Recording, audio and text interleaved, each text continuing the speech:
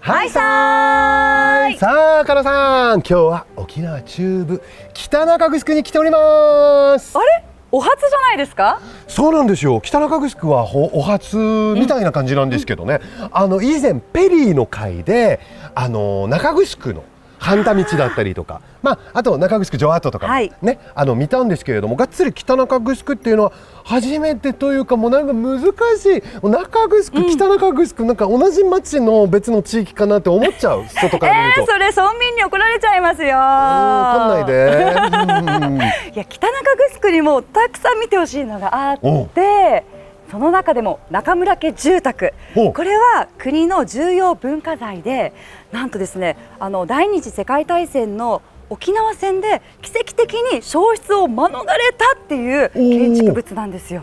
沖縄の昔ながらの家が見られるっていうのが魅力ですね。この後ろにありますよ。早速行きましょう。せーの、レッツゴーやー。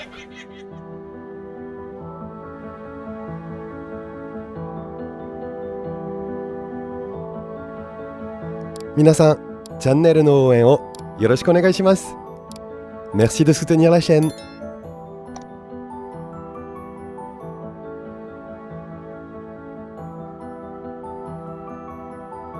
こんにちは。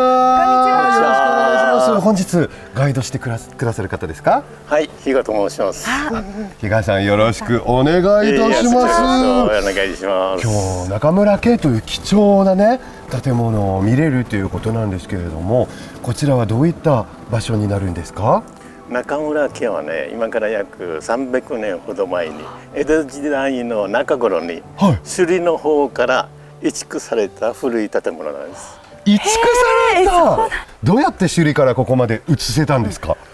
これは全部解体しまして。ですね。なんかこう木に乗っけて転がしていったかと思ったんですけど、いろいろきっとね、そういう秘訣も、いっぱい秘密だったりとか、もうまた時代を感じたり。だから江戸時代からそれから去った大戦とか、いろんなこういう300年の歴史をその中に閉じ込めてありますから。すごいですね。早速入っていきましょう。はい、面白いですよ。よろしくお願いします。ついていきますよ、比嘉さん。じゃあ入っていく前にちょっとお感じになると思いますが、早速ちょっと見るとね、直進ができないように、あれは貧粉という。貧粉ですね。沖縄でよく見かける。貧粉というのはこれ中国の福建省あたりで同じ言葉貧粉と言われてるんです。日本語も中国語も同じ言葉なんですね。これは外から来る邪気を、悪い気を全部これで跳ね返すという。それは聞いたことあった。そして中にあるいい気を外に逃さないという、そういう歴史的なものがそこに残ってるんです。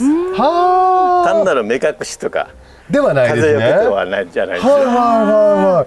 なんか前聞いたのが、この悪いものとかマジムンとかってまっすぐしか行けないから、曲がれないから、直進しかできないから、だから貧粉で守られているということ。じゃあちょっと下を向いて足元をご覧になっていただけます？これが台形じゃなくてですね、ちょっとなんか凸凹ありますね。こう斜めになったりね、形が違う。左右のほらシンメトリーじゃないですか。高さも違う。高さも違う。中国の風水を取り入れて作られた沖縄の美なんです。美意識なんだ。美意識。面白い。だってさ、髪型とかでここ近年ってアシンメトリーって言って結構流行ってるじゃないですか。個性的な感じのね。それ昔の沖縄、何百年前の沖縄にアシンメトリーがあったってことですよね。面白い。面白いですよ。もうついていきますので。はい。じゃあ皆さんこちらから少し入って。すごい。すごい。いろいろ。でちょっと、右側のこの石のサイズをちょっとご覧になってもらいます。サイズですか？このサイズですね。で右側の方が太い大きいんですね。だんだんとちっちゃくなっていくんです。確かに奥の方ってものすごくなんか、もう砂っていうぐらい。砂利みたいなね。これは遠近法で奥行きがあるように作られている。実際よりさらに奥行きがあるように見せてるんですね。すごい考えてる。それが今のインスタ映えで周りよりちょっと小顔っていうことで一歩引くみたいなやつですよね。そういうことですよね。もうクラスの顔ちっちゃいから今度からちょっと半歩後ろで奥側に。いやすごいな、考えてらしたんですね。またもう石もすごいんですけれども、やっぱり今日ね暑い日ではありながらもこう緑が木がいっぱいあって風も感じますし、本当この木の影とかもすごい魅力的ですね。じゃあ中に入りましょう。はい、お邪魔いたします。失礼しますすごい。あ、畳でお部屋の名前もある。こちらの方はまあ一般に足はぎというのに呼ばれてるんですね。はい、離れっていうことですね。離れというの。それとこちらの方がまあ母屋で、ご覧になりますと必ず6畳で部屋がなってる。これは土地家屋制限でというのがあって、身分によってこの大きさが制限されてるんです。あ、じゃあこれ以上大きく作っちゃダメってダメなんですいうよ。身分が高くない。身分がすごいな。6畳。それで決められてるんですね、はい部屋のね。何畳ぐらい許されてたのかな、こっちね、だったら私たちだって、ね、もっとちっちゃかったかもしれないですね。1畳ぐらいかな。僕1畳ぐらいかもしれない。6畳も見てない。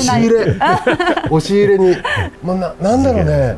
沖縄でありながらちょっと和も感じて、西洋人が考える日本のなんか象徴みたいな昔ながらの。日本家屋のぬち地屋って言って釘は一切使わなくて、穴を掘ってここに突っ込んでくさびでやるという工法というのはみんな同じなんです。ですよね。これ日本だけの手法って思ったら、昔のフランスでも釘とかできる前もそうで、ノートルダムが。ノートルダム大聖堂が最初作られた時も、もう全部釘とかハンマーとかなかったので、全部こうはめるようにはできてたんで、そういう共通もあるんだって最近知ったんですよ。今話を聞いて、またね、遠い地球の裏側なのに意外と探してみれば共通してる部分もいっぱいあるなっていう。じゃあ今右手で柱を触られていますが、この柱は水に強くて虫に強い材質なんです。水にも虫にも、はい、特別な木からですか？沖縄でチャーギという犬巻なんです。仏壇とかにも使われる。非常に高級品。これは高級です。高級な。平民では使えない材質なんです。士族しか使えない。それと同時に下の方をご覧になると、下の方が全部根っこになってる。そうなんですよ。なんか面白いアートみたいだなって思いました。これはもう雨が入り込んでくると濡れますから、下の方は。で腐らないように根っこを使われてる。もともと地中にあるもんですから。なるほど。確かに根っこって土にあるから、湿気が強いものにあるから、そもそも腐りにくいっていうことですよね。それから向こうまで行かなくて、この一番奥の柱と、それから中と、それから入り口の方、全部この太さが違うのがご分かりになります。太さがなんか細く、確かに細くなってます。奥の方は。いうのは遠くなってるからかな。違う？もともとこの意識して小さめに作って遠近法で、また遠近法ですか？また広く見せるための。そう、非常にこの奥が広い。ここから座ると、ここはずっと長いんだなという方法で。すごいですね。じゃあもう微妙に変えてるんですね、細さを。細さを。計算高いな。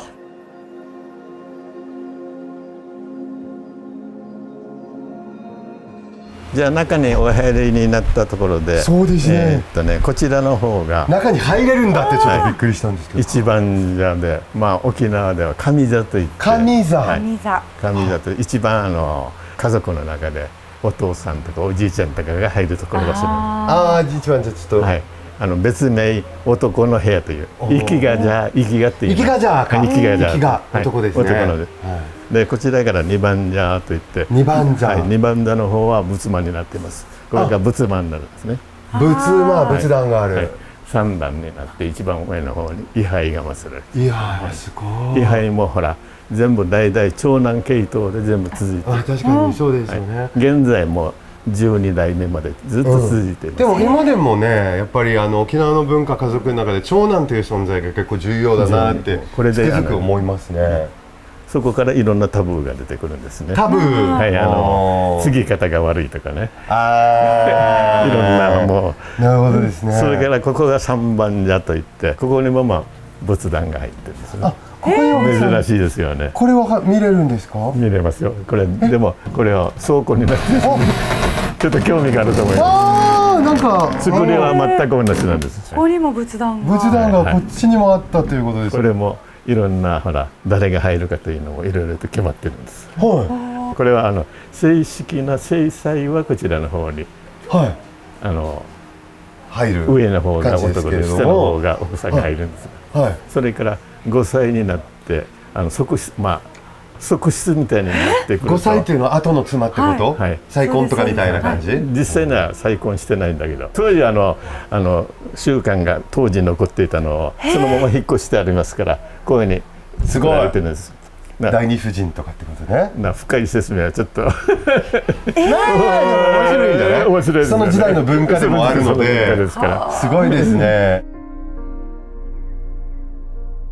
こちらの方に入ってきます。こちらの方はほうリビング的なお茶飲み、皆さんが集まってお茶をだんだんする場所です。でもなんか調理具もあるからキッチン的な感じでも、はいはい、当時というのは家族の中でも最初に食べる人と後に食べる人が順番があるんですよ。なんか今みたいにだんだんとしてみんな一緒に集まって食べるということはまずないんです。本当にこの上下の立場ってはっきり決まってったのはびっくりですね、で最初にだってフランスでも本当に田舎とか、そういうみんな一緒に食べるんだけれどもお父さんが先に取るもん、皿から自分の分を自分の食べたいだけでどんどん回って最後の方残ったものしか取れなくなっちゃうっていうのもあったりするんで、いつもうちのおとんにキレてた。それで一番肉のいいとこ取りようっていう感じでね。でもそういうのちょっとありますよね、やっぱり。こちら青森ですか？こちらの方は蔵、蔵煮みたいになっていますが、実際は物置みたいな難度みたいな。すごいサイズの壺だね。ね、見たことないです。地酒を内密で作っていましたので、それを酒を貯蔵しています。内密でっていうのですね。これは今みたいに許可制ですから。そっかそっか。そうか、許可が必要だったこの王朝からとかっていうか、政府からのね。これは要するにピクニック用なんですね。ピクニック用。ピクニックしてたんで、もうこれだけの面積があればピクニックはどこでも中庭でもできそうだけど。偉い人を招待するときとか。見て、こうやってこう。こうかけられたらフィットする形に。ちょっとやってみていいですか？大丈夫ですよ、大丈夫ですよ、落とさないよ。こう、本当だ。昔紐かなんかあって、そしたらちょうど歩いてもこうぶつからないというか反ってるから。へえ、面白い。これがダチ瓶といって、ダチ瓶、ダチ瓶、ダク瓶。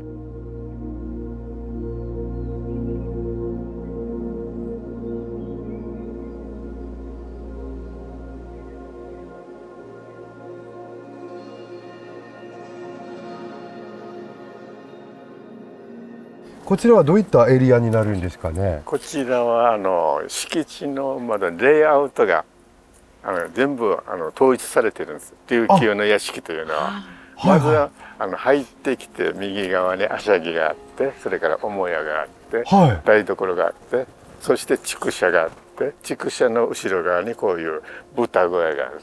豚小屋。プールと言ってますけど。プール、豚小屋兼トイレでしたっけ？そう。プールって。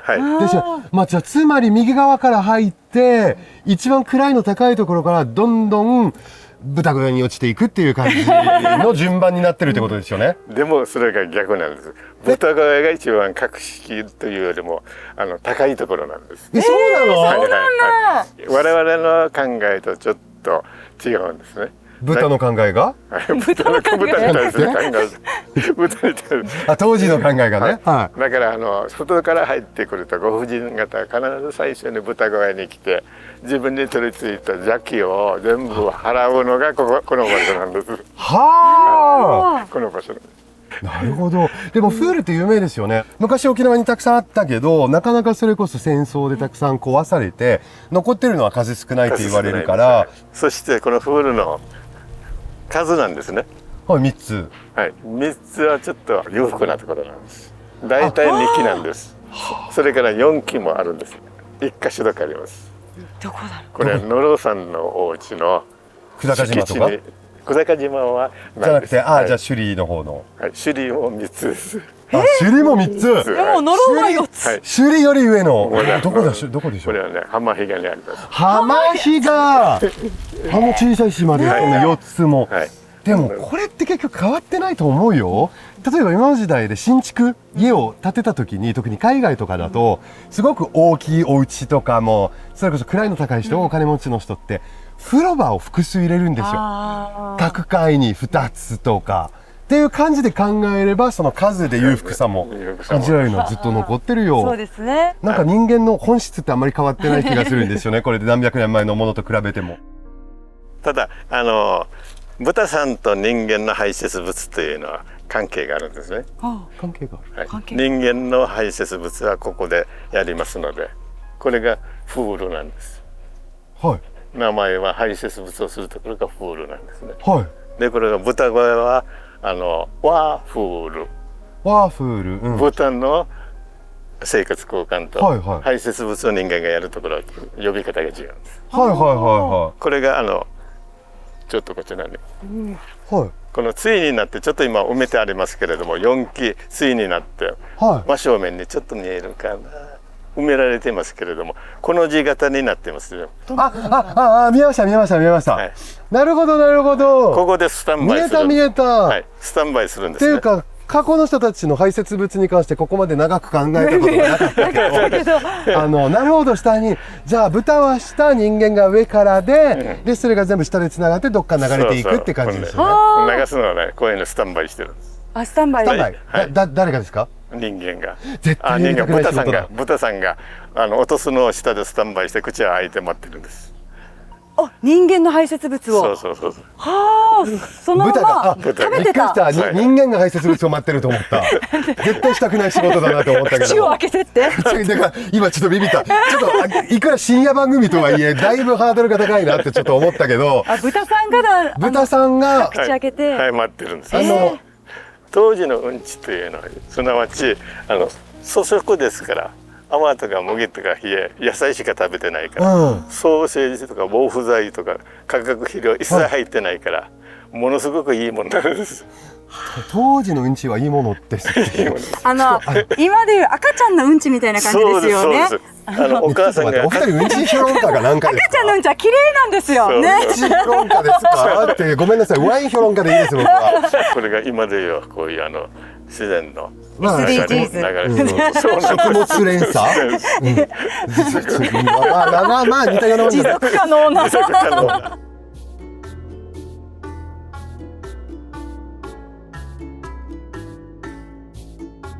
今までご覧になっていかがですか？いやもうすごい、この高台からの屋根を見れるのも素晴らしいですし、何百年の年月を感じて、また作られたのもそれぐらいかもしれないけど、その作られた技術の中でそのさらに前の手法とかを取り入れてるっていうことなので、建物は何百年でも下手したらもう鎌倉時代とかって最初おっしゃってたけど、もっとね1000年とか前の技術を目撃したっていう感じが見れてすごい感動です。あと外国人として本当にもう昔の日本とかで時代劇で見たようなものなので、すごくこれが行きたかった日本ってみたいな感じがすごい感じられました。なんか昔の方のアイデアとか工夫がすごく詰まってるから、で昔の人の生活の様子をちょっと想像しながら回るっていうのがすごく楽しかったです。本当にそう。今に残るもう戦争でもね免れたっていうか、もう形の残った貴重な場所で、国の指定重要文化財ということで本当に貴重な場所ですので、皆さんもぜひぜひ見に来てください。そして江川さん、素敵なありがとうございました。それでは See you シーサー。今日も沖縄の魅力をたくさん知っていただきました。うちなんちの私でも様々な発見がありましたよ。皆さんぜひチャンネル登録をよろしく。うにげーさびらうんじくみそうりよ。